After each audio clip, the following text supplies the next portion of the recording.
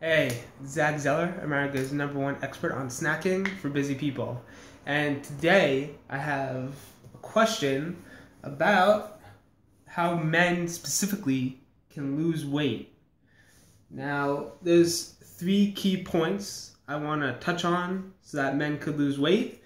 But first, let's talk about the difference really quickly between men and women. And this is not going to be what you covered in health class.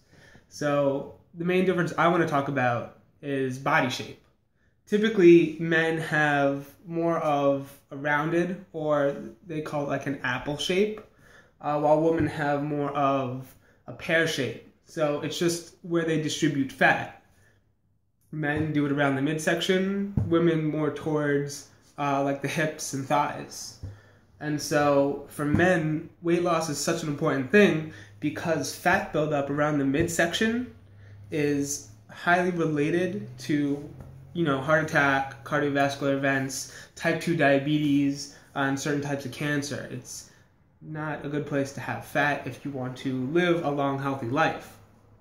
So let's talk about why this occurs. The answer is hormones. Specifically, I'm going to cover 3 different types of hormones in your body and how you can take action to correct any kind of imbalances to stop fat from accumulating on your body. Now, obviously, the #1 most important thing for stopping excess weight gain is to stop overeating on calories. But beyond that, a lot of people already eat healthy diets, and it's just the distribution of fat is going towards their midsection and to their sides and on their back for men. And so there's more you can do. This is more the advanced stuff to kind of fine-tune weight loss for men, specifically for losing fat. So let's start off with #1, cortisol. Cortisol is known as a stress hormone, and today, with everyone's busy schedule, as the busy person expert, I know that, everyone is under more stress and they're producing more cortisol. So cortisol is good for long-term focusing. It's not going to be that fight or flight stuff that you need in an instant, but it's more of a slow, low-burning hormone that gets you focusing. And what it does is, over long periods of time, if you're chronically exposed to stress through work and relationships and poor diet and, all of those sources of stress in your life, it causes fat to build up right on the midsection. So to fight that, you can practice stress management techniques. But also, one of the most important factors is your posture. So by having a better posture, you're going to be more relaxed, more comfortable as you're just seated or walking or doing whatever it is through your day. And if you have a more relaxed, comfortable posture, you're going to be producing less cortisol. So that's going to be the easiest and the most significant kind of impact on reducing cortisol. But also getting more sleep, blocking out lights as you sleep, trying to take breaks to meditate or reduce stress through whatever relaxes you will go a really long way as well. Next is estrogen. Estrogen also contributes to weight on the midsection. In guys, it could also cause gynecomastia, which is like the development of breasts. It's just not a good thing to have a lot of if you're a guy. And by eliminating a lot of sources of estrogen from your diet, you can fix this.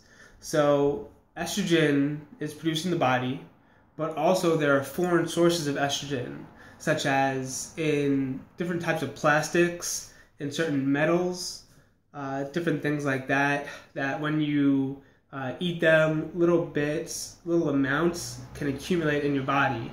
So that's why I don't recommend drinking from plastic water bottles, eating with plastic utensils, things like that. because that's going to cause estrogen to accumulate in your system and lead to these issues. Also, phytoestrogens or plant sources. So if you have a lot of chickpeas or a lot of soy products which are estrogenic, that could be an issue. Now, having some of that stuff is not bad, but there are people who just consume it to excessive amounts. So having soy once or twice a week or a few times a month isn't going to cause those kind of issues, but having it several times a day definitely can. Lastly, for kind of like the love handle area, is insulin resistance or insulin sensitivity, kind of both sides of the same coin. And so when you have poor insulin sensitivity, you tend to store more weight on kind of like the love handle area. And to increase your insulin sensitivity, you can cut back on sugar. So I mean that's ultimately what it's going to be coming down to.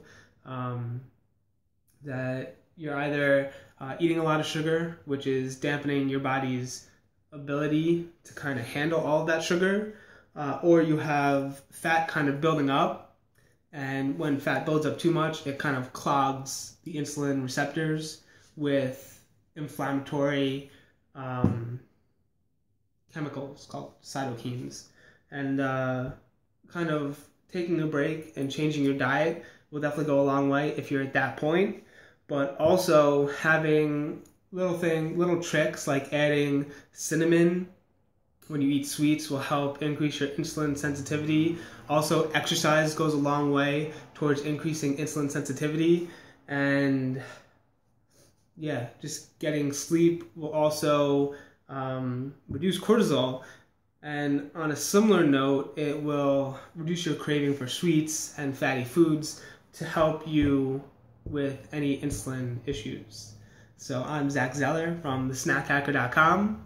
If you liked the video, give it a thumbs up. Any questions or comments, put those below. And don't forget to subscribe to find out when I put out new videos. Happy snacking.